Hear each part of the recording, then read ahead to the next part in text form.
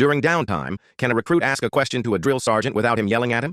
I learned the answer when I worked up the courage to ask Drill Sergeant Martinez about the Purple Heart medal he wore, and discovered the gentle man behind the terrifying exterior. It was week 6 of basic training at Fort Benning. We had 30 minutes of free time before lights out, and most guys were writing letters home or polishing boots.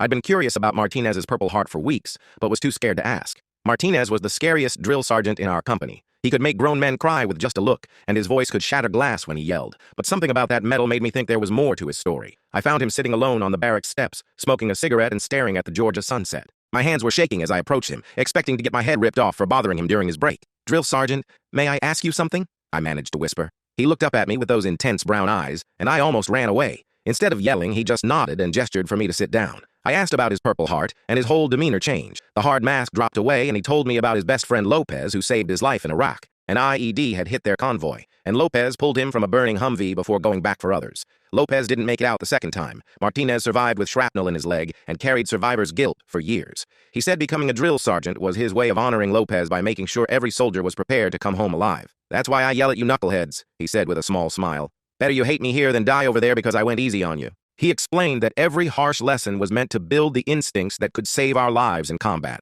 We sat there for 20 more minutes talking about his family, his fears, and why he believed in what he was doing. He even asked about my hometown and what I planned to do after the Army. When it was time for lights out, he stood up and transformed back into the terrifying drill sergeant we knew. But now I understood the man behind the uniform was fighting his own battles while preparing us for ours. The next morning he was back to his usual self, screaming about unmade beds and slow push-ups. But when he caught my eye during formation, there was a tiny nod of acknowledgement between us. Word spread quietly among the other recruits that Martinez was human after all. A few more guys started approaching him during downtime with genuine questions, and he always answered them with patience and wisdom. Sometimes the people who seem hardest on you are actually caring for you in the only way they know how.